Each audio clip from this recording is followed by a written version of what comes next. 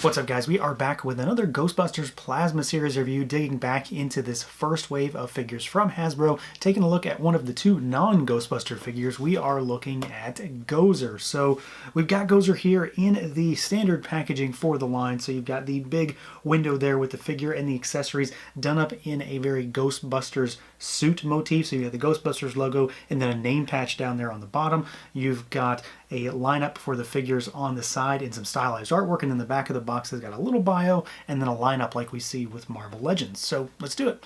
Let's pull them out and take a look. And here we go, out of the package, our Gozer figure. This is one that after seeing some of the Ghostbusters, I was like, this is the one that I really want to see, just to see what they were going to do with, I don't know, it.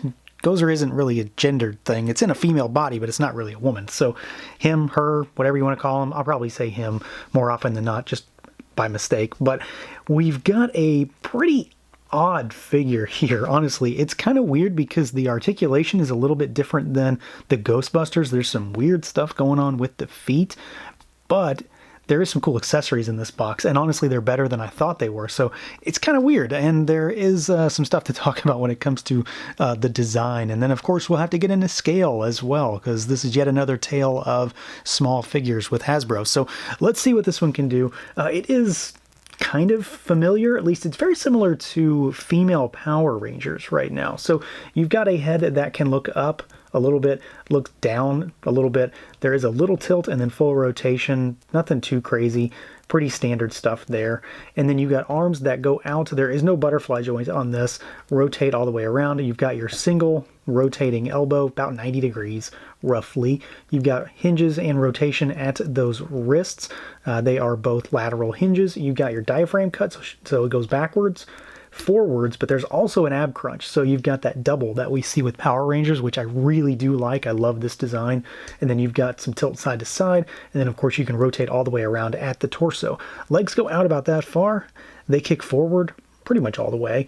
Then they kick backwards slightly. There is a thigh cut. You've got your double jointed knees go all the way back, and then you've got these really weird ankles. Well, they're not weird. They're just, I don't know, they're weird, I guess is the only way to say it. So they are your standard forward-facing pin with a hinge, but they're forward-facing only slightly. They basically go straight down into the foot on this. So not only does it give you this kind of weird bulbousy ankle kind of situation, but it's just a weird look. So the hinges on it do work pretty well. I mean, they go kind of almost unnaturally far in some ways, but they look really chunky too because of how that connection is made. And then the rocker, I mean, is basically just a swivel. There's not much of a rocker there. It technically is, but it's basically just a swivel all the way around. So it's kind of weird. It's kind of an unsightly joint. It's very functional, don't get me wrong, but it's kind of goofy looking. Now, when it comes to the overall look and feel on this figure, for the most part, I'm pretty happy with it. Now, there are, of course, a few things that I'm not necessarily happy with, but in a general sense, I think it looks pretty good. And that is notwithstanding the kind of cankle situation that I think we have going on down there. The design, I think, is pretty solid. The main issue that I have is there's not really any paint on this figure. It's all just a marbly pearlescent plastic, which I normally like, and I still like the finish.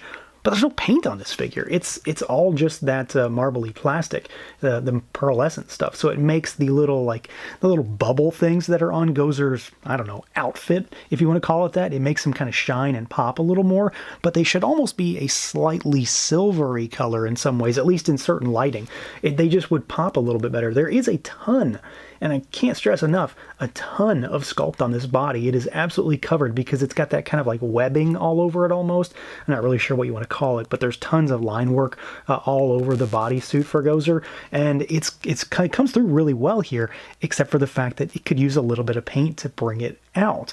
And that's kind of weird. I feel like there's that little bit is lacking. I don't know if it's because the plastic is too expensive to make it this pearlescent plastic, because don't get me wrong, I do like the finish, but a little bit here and there could have brought it out. Just a little touch of shading or a dry brushing of some kind on some of these parts would really make it pop. Otherwise it just sort of shimmies and kind of shines in certain light, which does look good, but at the same time it kind of leaves a little bit to be desired because there's only one color scheme going on here. I think the overall body structure is pretty good. She looks solid. It is a female body. She looks solid for the most part as far as female figures go.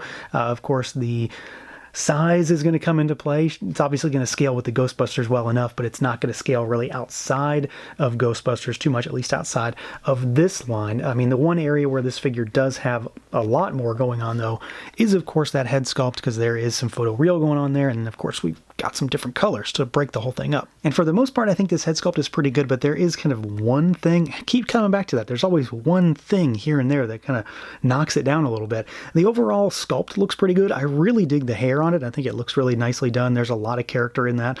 Paint is really solid too for the most part. It just looks good. I do like the red eyes. It kind of, makes the figure, the character look a little bit more evil, a little bit more sinister. What I kind of have a problem with though is the mouth, because the way the lips are kind of pursed almost, and the way the teeth are painted, there is kind of some serious buck tooth going on here. It kind of looks like a beaver almost in there, which is really weird. It's worse in some lights than others, in certain angles than others, but it definitely is there for me. But at its base level, for the most part, I can see a lot of Gozer in that. Now, of course, we have to talk about size, because that's the big thing, or maybe not the big thing when it comes to this particular line, in that they are not really the same size as any other Hasbro line. They are smaller in just about every regard. So we've got Winston on Gozer's left to give you an idea of what another Plasma Series figure looks like. They are all kind of the same height. They kind of seem to be very uniform in that regard, but they do run smaller. And then you've got Scarlet from the new G.I. Joe line, and she is certainly the smallest of these figures, and you can see that she is still bigger in general height, and then just proportionally than Gozer as well. We'll pull those out, and we've got, let's see, we got the Mando here for Black Series, give you an idea of what that looks like, and you can see that he's quite taller than Gozer here. And then we've got Stan Lee from Marvel Legends, and then you see that he is quite a bit taller than Gozer as well. So within Hasbro's own lines, they don't really scale, and I've said this in the other two Ghostbusters reviews that I've done. It doesn't bother me too much because I don't really mix a whole lot of stuff, but I know that it is definitely a pain point for a lot of folks out there to find out that these are quite a bit smaller than we anticipated.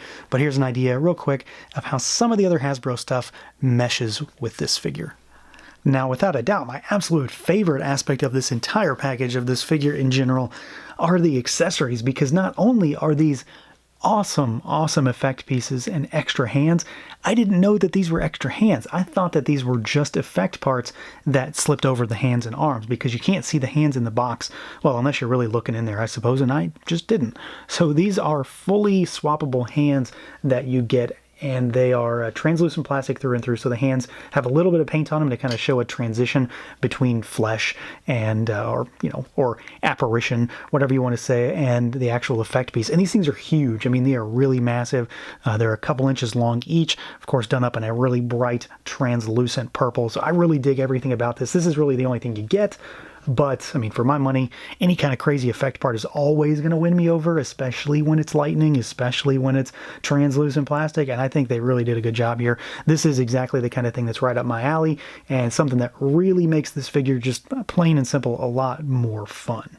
So overall, I guess I'm kind of about as happy as I expected with this one, honestly. I wasn't expecting anywhere close to perfection after seeing some of the Ghostbusters, and this one's okay. I think it's probably going to be a little bit better than the Dana Barrett figure, just because there's a little bit more exciting stuff going on with Gozer. So as far as the two non-Ghostbusters figure goes, I think this is probably going to be the better of the two. It does need some paint, I think. The sculpt, though, is pretty solid for the most part, and it does come with some fantastic accessories. I really can't stress enough how awesome those are, just from a fun factor and usability perspective. They are really cool, and they add a whole bunch of flair to what would be just a pretty boring figure without them. Otherwise, Gozer would just be standing on your shelf doing nothing if not for those really enormous energy effects, and I'm always up for energy effects. So that's going to do it for this look at the Ghostbusters Plasma Series Gozer figure. Let me know what you guys think. Feel free to like, comment, subscribe, and share, and until next time.